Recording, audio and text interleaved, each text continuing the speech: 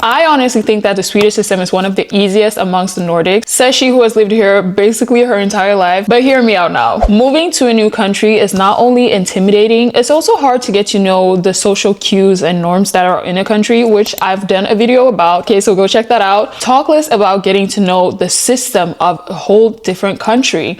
In today's video, I'm going to be talking about the Swedish system on a very basic and minuscule level if you're someone who's planning on visiting here for a longer period of time or considering moving to Sweden. So without further ado, let's just get right on to the video.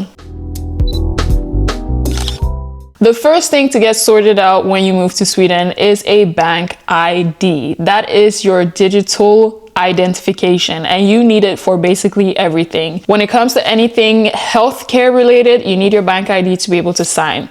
When it comes to documents that you can't sign physically and you need to sign it digitally, your bank ID comes very much in handy. So it is a very good and easy tool to use whenever you need to sign things or to be able to verify that you are who you say you are. In the Swedish system, we have it as an app on the phone, so it's very accessible. So whenever you need to sign something digitally, you can easily access that with your bank ID, whether it has to do with healthcare, economy, school, any of those can be easily signed with bank ID.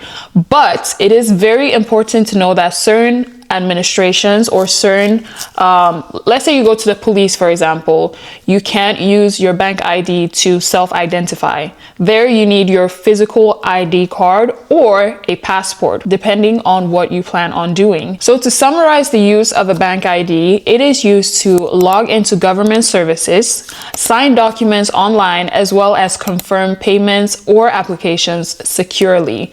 And most importantly, do not share your bank ID code with anyone unless it's someone within your family or a partner that you trust very much. But the rule of thumb is do not share that password with anyone, and the app often requires you to update the password after a few months or a few years even, just to make sure that your identity does not get stolen. And if you're a parent watching this wondering how it would be for your children if they were to have a bank ID, are they allowed to have a bank ID? Well, I'm going to explain this to you. Between the ages of 13 to 17, children can have access to bank ID with the parental approval, and it is different from different banks. But the full access for bank ID is when you turn 18, which is the legal age here in Sweden.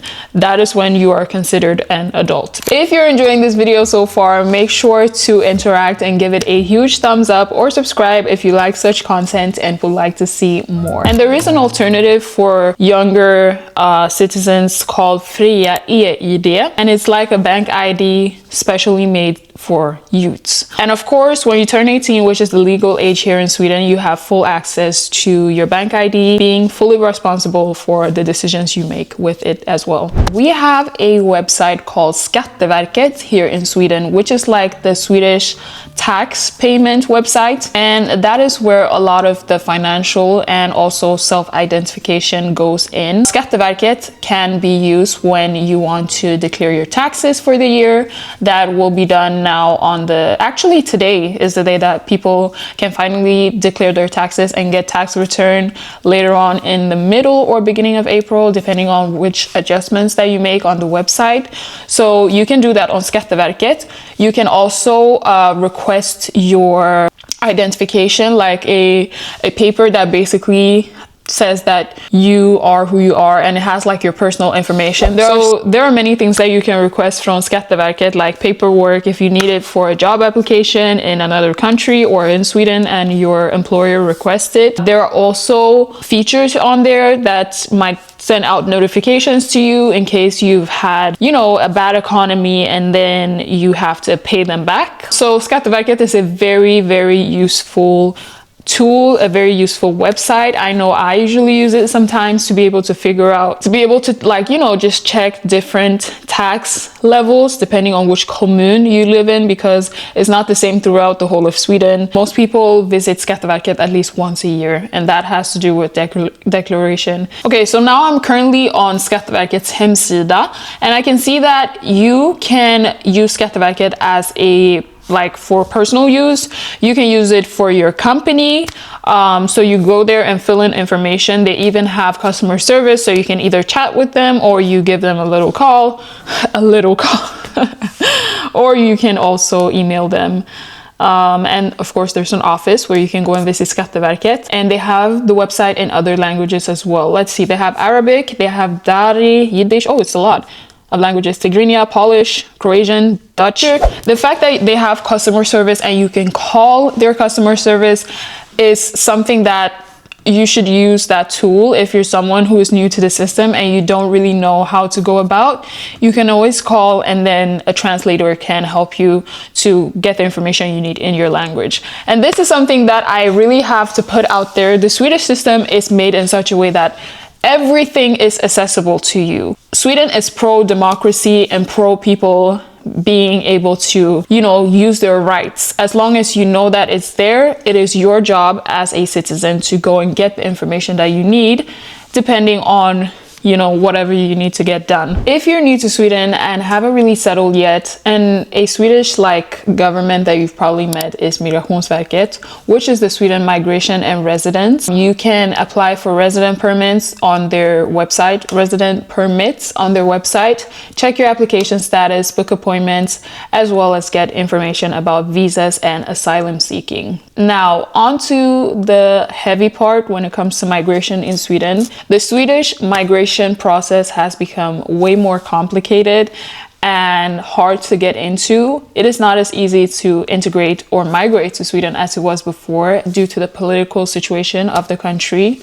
And people think differently about that. Moving on, we are going to be talking about money and benefits. In the Swedish system, we have something called Försäkringskassan, and that is basically insurance. You need insurance, okay? Whether you have a stable life and a good economy, insurance is like basics. You need insurance, and if you want to find insurance, you go to Försäkringskassan. But there are different companies that give insurance, but like the governmental insurance is Försäkringskassan, but we also have Länsförsäkringar, If-försäkringar. There are several insurance companies to choose on, depending on how much you want to pay for it and the bonuses and advantages that they might be giving. This is where on Försäkringskassan's website you can have parental leave payment. We have that in Sweden. Yay for democracy, because women get paid to sit at home and take care of their kids. Love that. And you can also get sick leave compensation as well as child benefits. If your child is a certain age, you can get benefits for that. But it's not a lot of money. So like, do not think that they are just, you know, no, it's just a couple thousand that they get. So in, for example, university that I go, my parents don't get no benefits for me. I get that myself because I am studying and the government pays me to study. But if, let's say, a child is between the age of 15 to 18, yeah, it's when you turn 18 that those benefits stop. And then if you choose to study, you will get it, but straight to your account. Like, but before 18, your parent will get that money. It's not a lot, it's like 1,000 something.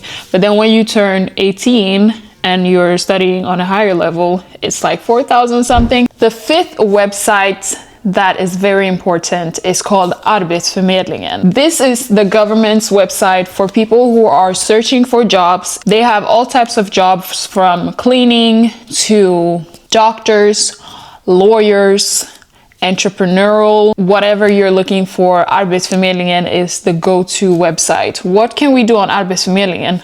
We can search for jobs, register as job seekers. So you create a whole profile there. You can search for jobs, but then it will be like a second party website. You go to the employer's website that is searching for workers, or you can apply through Arbetsförmedlingen, so they will help you find a job. So you either do it yourself by searching, and then they take you to the website where the job has been pasted, you search there, or you apply on Arbetsförmedlingens website as, hey, I'm looking for a job. If you guys could match me with a job that is according to what I'm searching for, please do that. But to be able to do that, you need to like basically have no job, have no other thing that you're doing on the side. Like, they have requirements for that. You can also access career support programs or get help with writing your CV. And all of these services are totally free. Yay for taxes. All right, you guys, thank you guys so much for watching this video. If you enjoyed it, make sure to comment down below. If you have any questions that I could answer, give it a huge thumbs up and subscribe if you would like more Sweden related videos, because they are coming. Okay, thank you guys. I'll see you in my next video. Bye.